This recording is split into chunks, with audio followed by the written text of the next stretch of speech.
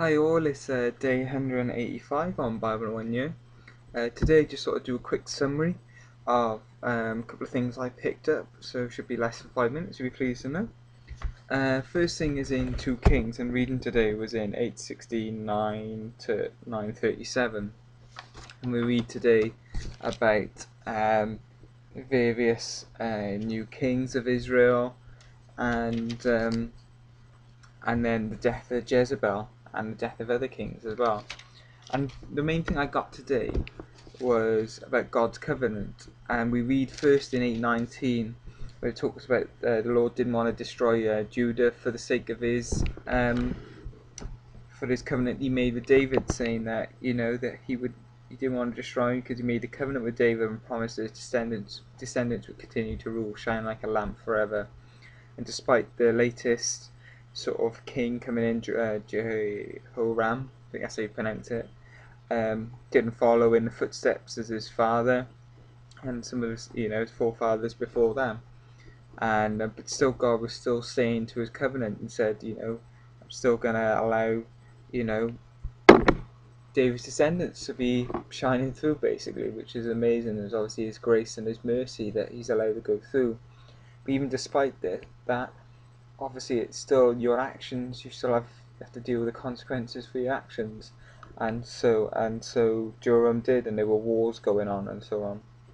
And I want to have a look at the other side of God's covenant, that if you do something against me, and then he says, and he prophesies and uses prophets to say this is going to happen to you, that's going to happen to you, unfortunately, whether it's good or bad. And in this case, a while back, where Jezebel, the Queen Mother, had arranged for one of the kings of Israel to basically get the land of a guy called Naboth, we read a while ago, and they didn't want to sell it, and in the end she arranged to get him killed. And basically God said, I'm not happy with this, and you will pay for it, basically. And we read now that Jezebel now suffers for this. Not only does the king of Israel suffer, but so does the Queen Mother, who was the original instigator behind it all. And what was prophesied came true. And I was a little bit confused, actually. I wondered why the king of Judah also got killed.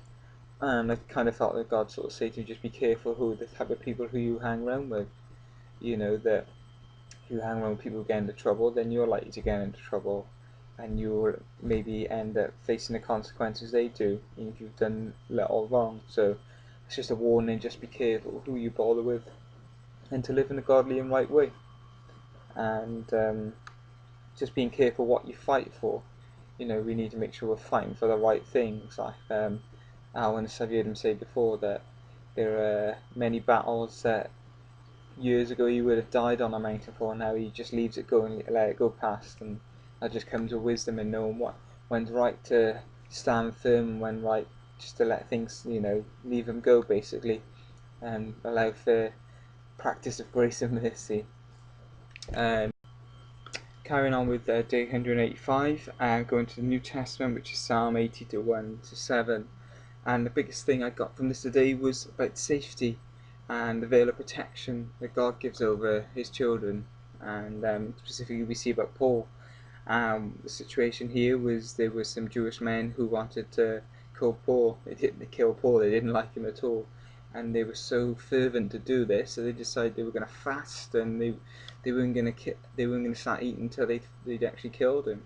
And so word got through to Paul that this was going to happen. So he arranged for his nephew to speak to one of the centurions and to speak to the governor to get him moved, and to, when he was going to be moved as well, not only to be moved but to be in safety as well. And so then they were in numbers. We read there were 200 soldiers with 200 spearmen and 70 mounted troops, and horses to sort of ride. So there was plenty of safety against what would be 40 potential dangerous Jewish angry men at the time. And it just made me think that, imagine if you were in prison and you got your nephew to speak to the prison guard, to speak to the mayor or someone important, to say risk of danger or whatever on the say so. how would they react? They probably wouldn't react straight away. And I love how the officer, the centurion, reacted straight away and did it basically. And basically that's the veil of protection of God. And when if he wants his children protected, he'll protect them. And so, just amazing that God will, can do anything. you know. That's it from me today. God bless. Bye.